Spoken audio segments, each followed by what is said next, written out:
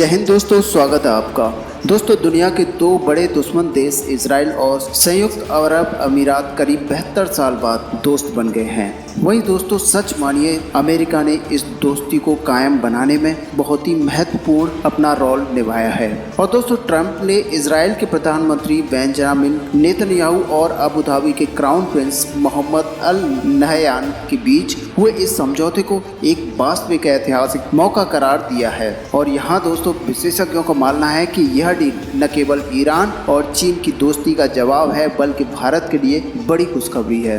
दोस्तों, इजराइल और यूएई ने ईरान के बढ़ते हुए खतरे को देखते हुए साथ आने का फैसला किया है और ईरान और चीन के बीच बड़ी डील हुई है। चीन और ईरान के इस गठजोड़ का जवाब देने के लिए यूएई ने इजराइल से हाथ मिलाया है। इजराइल की अब यूएई और सऊदी अरब को काफ़ी ज़रूरत पड़ती है।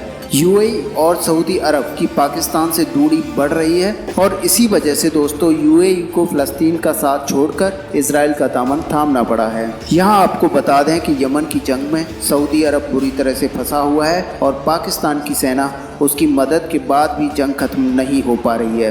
हूती की जंग में इजराइल सऊदी अरब की मदद कर सकता है। यही नहीं, इजराइल ईरान को काउंटर करने में सऊदी अरब और यूएई की मदद कर सकता है। वहीं ईरान स्ट्रेस ऑफ हॉर्मुज़ में रास्ता रोकने की धमकी देता है और ऐसे में इजराइल ईरान को ऐसा करने से रोकने में यूएई की बहुत बड़ी मदद कर सकता है। और दोस्तों, माना जा रहा है कि यूएई की तरह ही सऊदी अरब भी भविष्य में बड़ी डील कर सकता है। आपको बता दें कि पाकिस्तान पर से सऊदी और यूएई अपनी निर्भरता को कम कर रहा है। सऊदी अरब में बड़ी संख्या में पाकिस्तानी सैनिक रहते हैं और इस डील के बाद अब वे धीरे धीरे वापस जाने लगेंगे।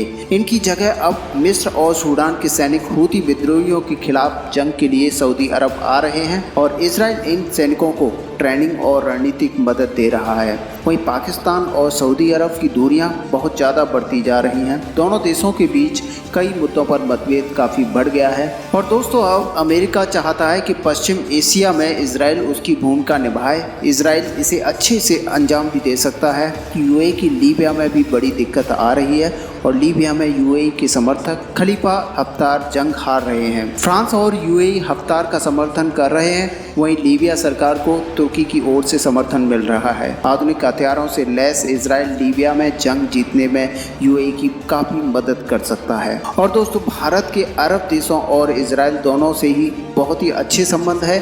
ऐसे में भारत का ज़्यादातर तेल अरब से ही आता है। माना जा रहा है कि सऊदी अरब और यूएई में शांति रहे, इसके लिए भारत काफ़ी सजग है। अगर सऊदी अरब से पाकिस्तान हटता है तो यह भारत के लिए बड़ी खुशखबरी होगी। इससे भारत को आर्थिक और रणनीतिक दोनों ही तरह का फ़ायदा होगा।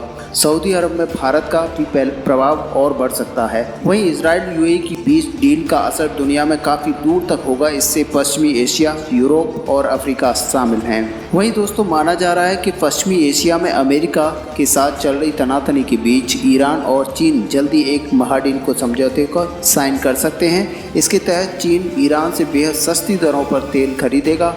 वहीं उसके बदले में बीजिंग ईरान में 400 अरब डॉलर का निवेश करने जा रहा है। यही नहीं, ड्रैगन ईरान और सुरक्षा और घातक हथियारों में ईरान की मदद करेगा। न्यूयॉर्क टाइम की एक रिपोर्ट के मुताबिक ईरान और चीन के बीच 25 साल के रणनीतिक समझौते पर बातचीत पूरी हो गई है।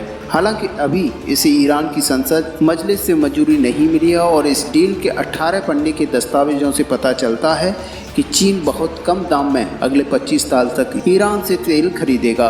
बाकी दोस्तों, आपका क्या मानना है, आप हमें कमेंट कर बता सकते हैं। वीडियो को लाइक और शेयर करना ना भूलें। मिलते हैं नेक्स्ट वीडियो में। धन्यवाद।